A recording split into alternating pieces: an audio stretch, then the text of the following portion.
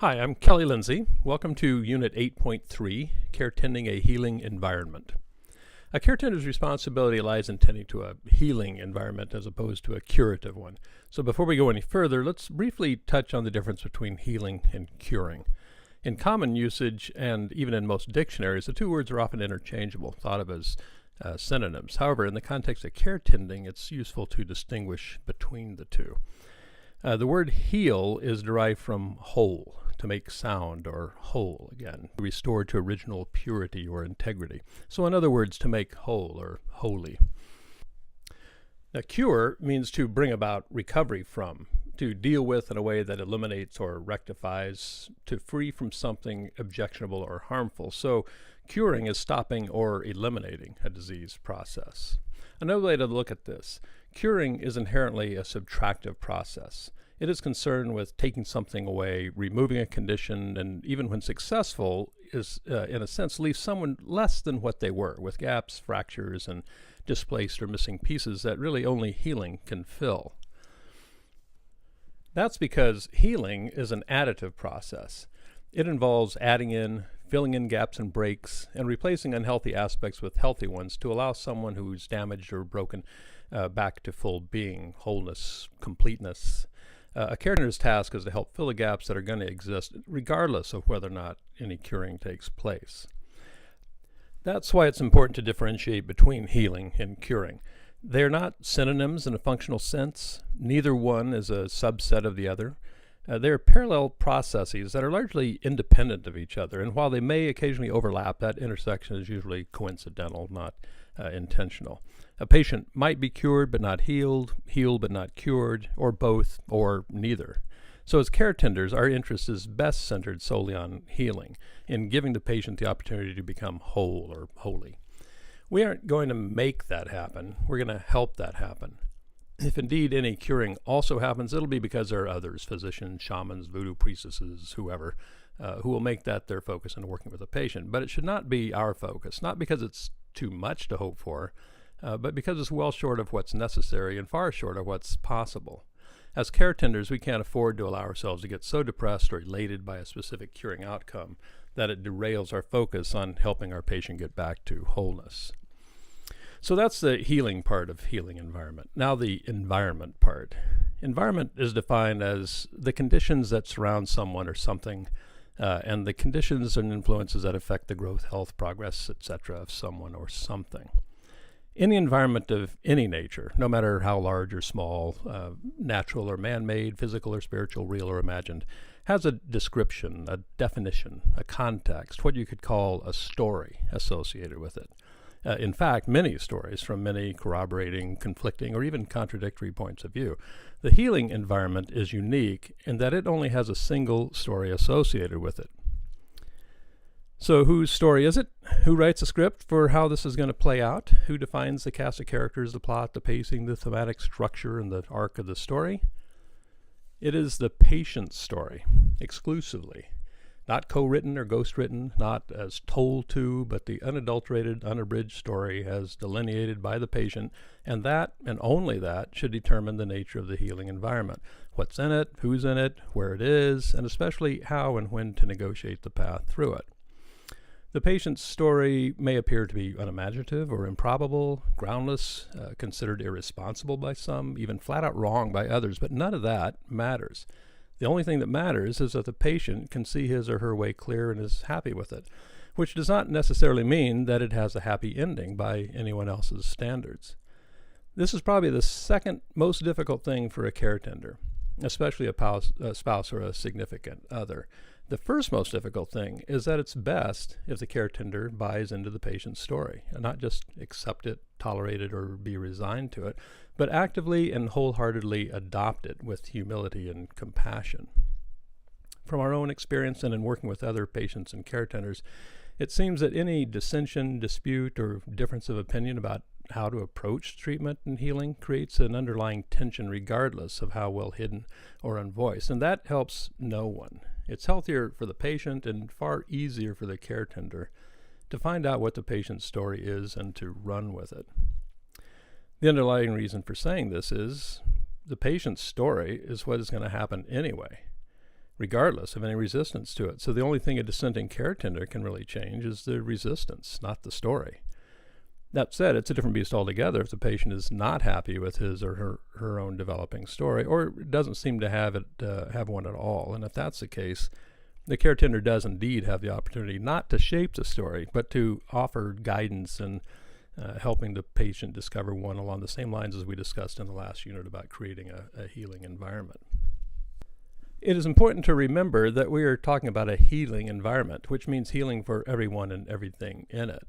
To remain healthy, the care tender is also going to have a story of his or her own, a concurrent healing environment that, while built around the patient's narrative, it may include different elements. But it has to remain the care tender story for the care tender, not morph into the care tender story for the patient.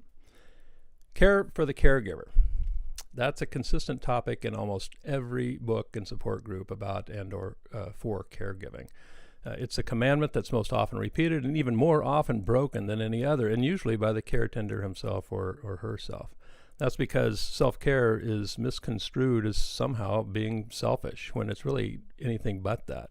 In the context of a sustainable healing environment, external support and self-care for the care tender are integral components of a well-oiled machine and is vital to as support for the patient. So we have the patient's story that will define the character and organizing principles of this healing environment, and that must be seamlessly integrated into the care tender's story so that the nature from one healing environment to another will vary. But there are ways to think of the environment in a more universal terms, especially in the organizational structure. So let's lump people and resources into a simplified model and see who and what goes where and when. At the center is the patient, who we assume has a legitimate need. The only time anyone else would be in that circle at the center is if the patient has dependents. The next circle is the primary care tender, and there is by definition and function only one primary care tender. The reason for that is it's extremely difficult to get it right if there are multiple first-line care tenders. Overlaps aren't the issue, gaps are. And whatever drops through the gaps too often lands in the lap of the patient, and that is specifically what we do not want to have happen. The big question about the primary care tender is, who is it going to be?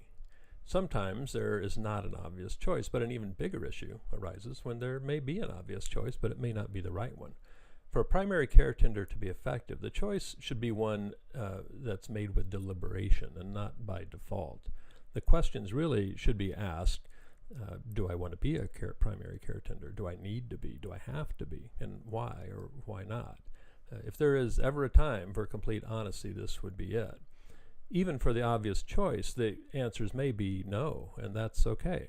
Or if the answers may be yes, but the patient who needs to answer the same questions about the care tender may answer no, and that's okay too. But either way, the no answer will likely bring up an underlying issue that's better dealt with sooner than later.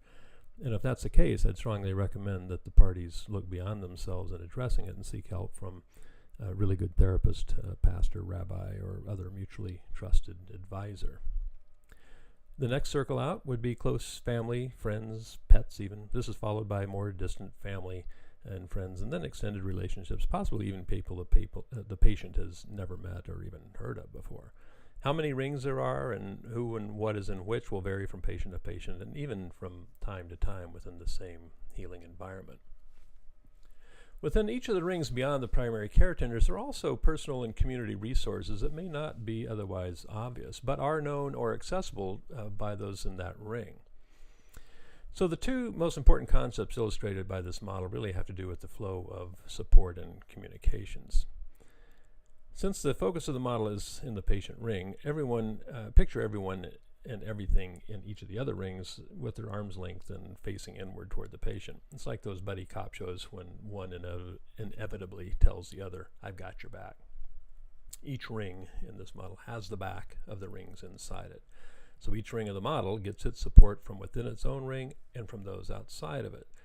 So the model, in this model, the support, energy, and resources flow from the outside in. It doesn't work the other way around. If someone in an outer circle wants or demands energy and support from someone in an inner circle, it's the same thing as hijacking care intended for the patient.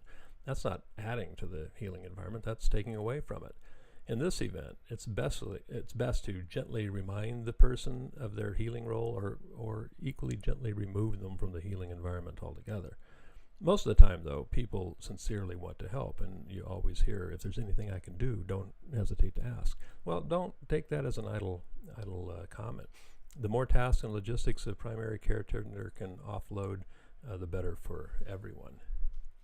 The second important thing to take away from this model has to do with communications, specifically who initiates requests or inquiry. In general, the flow is a reverse of the support flow and goes from the inside out.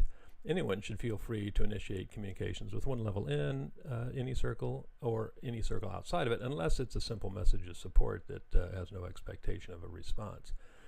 Email sites or email and sites like caringbridge.com have made it easy to communicate with extended networks of supporters. These messages can be sent or posted by the patient or care tender, and the responses can be read at the patient's own pace. So we have a healing environment, the overall nature of which is going to be determined by whatever narrative the patient has developed and the extent to which the primary care tender is able to integrate it into his or her own healing environment. We also have delineated the direction of the flows of support and communications, regardless of who and what else is in the healing environment, which will vary from time to time and from patient to patient. So all this boils down to a single question the care tender has to ask when considering whether something belongs in the healing environment. And that is this contributing to making my patient whole? Or is it detracting from that possibility? So in your journals, consider this question. Assuming it would not contradict or otherwise violate the patient's story, how might you be most of service to his or her body, mind, or spirit? What would you like to see included in the healing environment for the sake of the patient? And what would you like to see included for your own sake or the sake of the care tender? Thank you for listening, and I'll see you in Unit 8.4, Care Tender's Participation in Healing.